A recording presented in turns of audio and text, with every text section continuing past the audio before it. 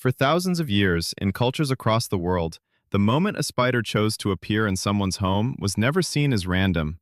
Different traditions, in different centuries, on different continents, and yet, again and again, the same quiet understanding.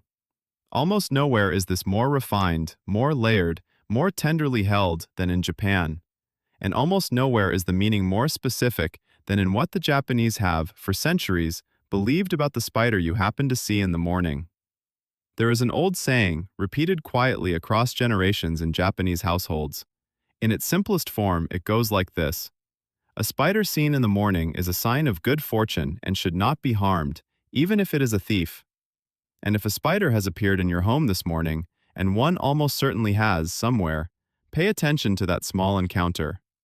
In one of the most attentive cultures in the world, it has never been considered ordinary. To understand this belief, it helps to understand how morning is held in Japanese thought. Morning is the hour of beginnings, of new energy, of the world coming back into itself. Whatever appears in the morning is, in a quiet way, an announcement, a messenger, a sign of what the day intends to bring. A spider, in the Japanese imagination, is not a frightening creature. It is a weaver, a maker of fine threads, a small worker that builds something delicate out of almost nothing. To find such a creature beginning its day in your home, at the same hour you are beginning yours, was understood as a meeting of two careful lives. The old phrase explains why the spider should not be harmed. Asa no kumo wa fuku no shirase. The morning spider is a sign of good fortune. Some versions add a deeper layer. Even if it is the spider of a thief, do not harm it. Meaning, even if it carries the energy of something uninvited, the morning still protects it. The morning still asks for kindness. This belief was not held only by the religious or the superstitious. It was held by farmers, by merchants, by mothers, by craftsmen, by emperors. The morning spider was a small, shared courtesy across an entire culture. There is a second layer to this belief, and it is gentler still. In Japanese folk tradition, the spider that appears in the morning is sometimes understood to carry a connection to ancestors. The thin thread it descends on is, in a poetic sense, a line between the living and those who came before. To see a spider in the morning is to feel, for a moment, that the people who once loved you are quietly present in the room. This is why, even today, in many Japanese homes, a morning spider is left alone. Sometimes it is gently moved outside. Almost never is it harmed. The belief has softened with the centuries, but the instinct remains. A morning spider is a guest, a small, welcome presence, not something to be feared, and certainly not something to be hurt. There is, however, a second saying, and it is just as important. Yoru no kumo wa nusubito. The evening spider is a thief. In the older texts, the spider that appears at night was thought to bring less fortunate news. In some versions, it was associated with bad luck, or with something being taken from the home. But it is worth understanding what this second saying really meant. It was not a horror story. It was not a warning of harm. It was the same culture's way of saying that the timing of an encounter matters. Morning carries one meaning. Evening carries another. The spider has not changed, only the hour around it. What unites both halves of this belief is something quietly beautiful.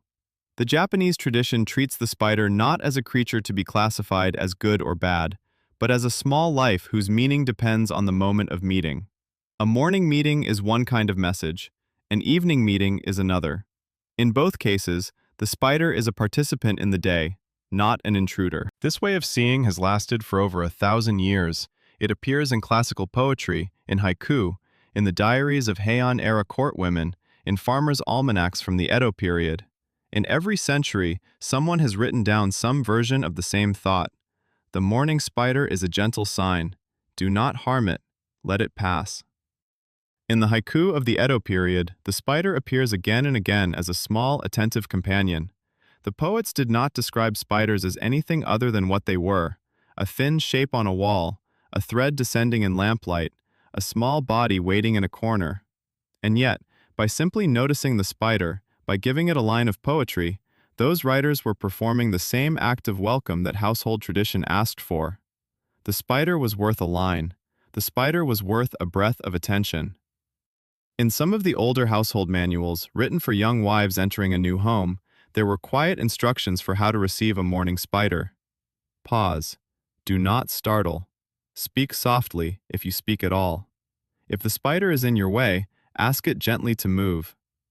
These were not formal rituals. They were the small, daily manners of a culture that believed even the smallest guests deserved a kind of courtesy. What the Japanese tradition seems to have understood, long before modern arachnology, is that the spiders in a home are not random visitors.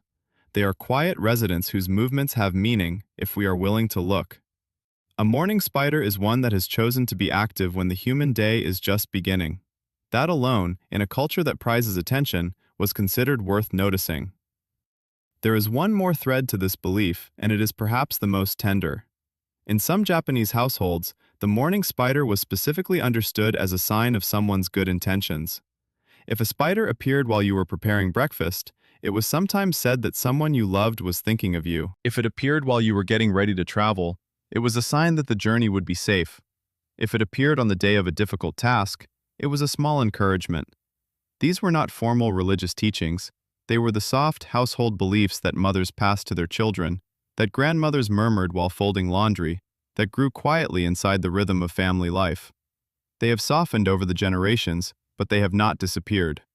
So if a spider has appeared in your home this morning, the Japanese tradition offers a particular way of receiving it. Notice the time. Notice the place. Do not harm it. Let it continue its small work. Allow yourself, even for a moment, to feel that the day has begun with a kind of gentle blessing. A thread, a message, a small visitor who, in a culture far older than ours, has long been welcomed. What the Japanese have understood about morning spiders is not really a belief about spiders at all. It is a belief about attention, about what the world offers us in small forms if we are willing to see it. The spider you saw this morning, if you saw one, has, in another culture, been considered a quiet blessing for over 1,000 years. Some traditions notice things we forget to notice. Some old beliefs are simply old kindnesses.